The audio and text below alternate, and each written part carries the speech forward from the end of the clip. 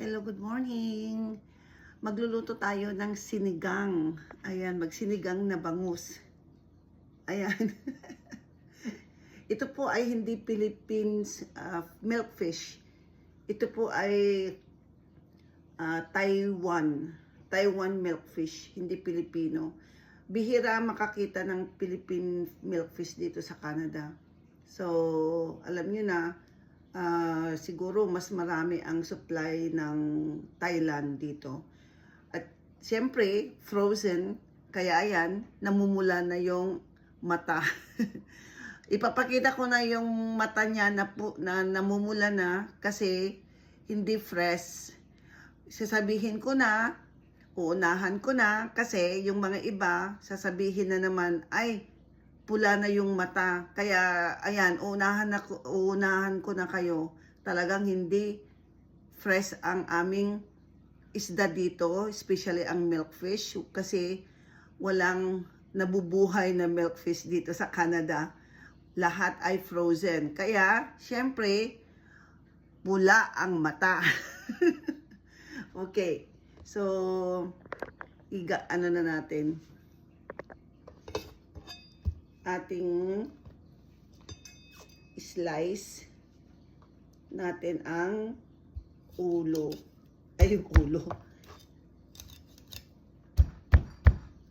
Frozen pa siya, kaya medyo matigas. Kaya itong malaking knife ang aking ginamit. Ayan, oh. Frozen. Ayan. Ayan na siya. See? Frozen.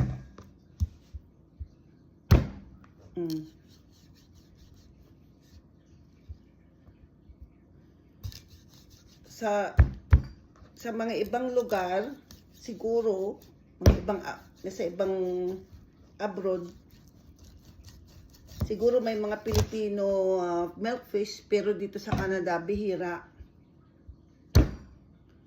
Bihira ang milkfish galing Pilipinas dito sa Canada.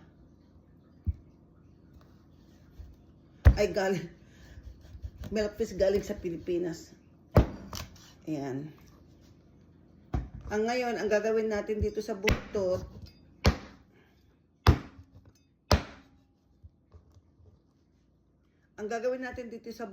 kasi matinik dito sa buntot. Matinik siya.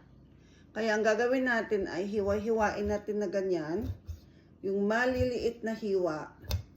Para yung mga ano niya, tawag dito, yung tinik ay mahiwa din na maliliit.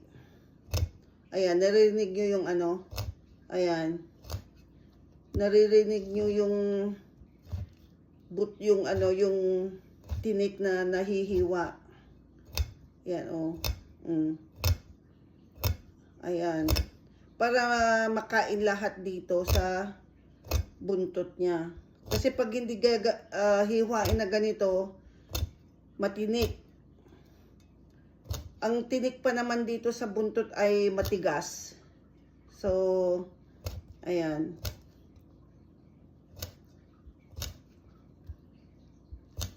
Okay, siguro okay na yan. So, ganito ang ginagawa ko. Yung mga hindi pa nakakaalam na para makain ng lahat dito, yung hindi mo natinikan, ganito ang gagawin natin. Ayan. Diba? Siyempre, meron tayong ilalagay na itong luya. Ayan. Lagyan natin ng luya pang paalis ng lansa. Ayan. Tsaka sibuyas. Para mas malasa ang ating sinigang na bangus. Ang ating bawang. Ako nilalagyan ko ng bawang. Naglalagay ako ng bawang kapag nagluluto ako ng sinigang. Kasi pangdagdag din sa lasa ang bawang. Ayan, wag na nating masyadong dikdikin kasi tulong naman. Meron akong 2 kamatis dito. Ayan. Hiwa ng kamatis ay hindi malalaki. Kahit ganyan lang siya. Ganyan.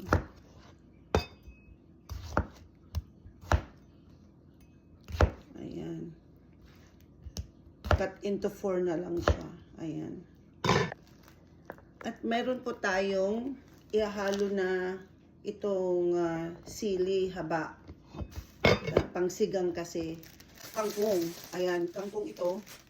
At nabili ko siya ng $5. Ayan. Ang mahal ng kangkong, $5 po yan. So, in peso na yan ay, ano na siya, nasa 200 to 50 pesos. O, tignan nyo, oh. Ayan.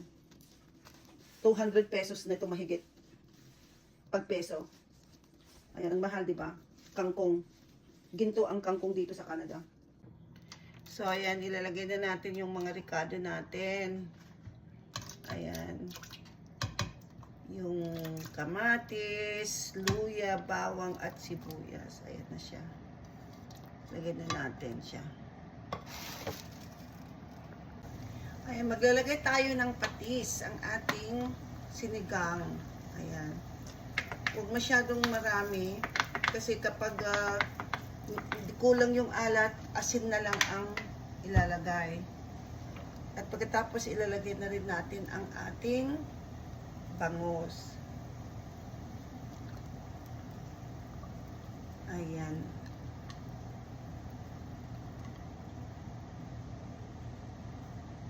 Ayan, pakuluan lang natin konti, pagkatapos ilagay natin mamaya yung gulay.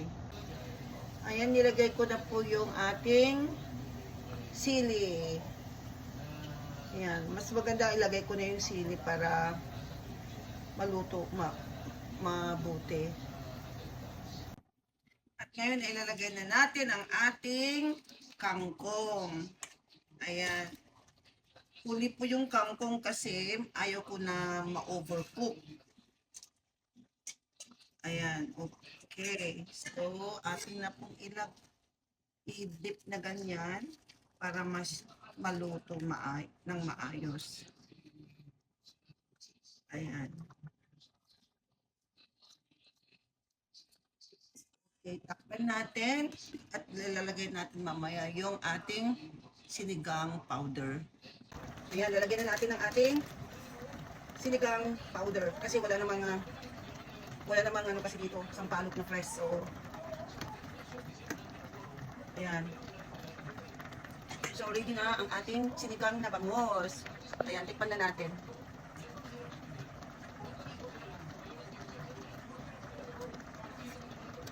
Ang sarap. Kikain na!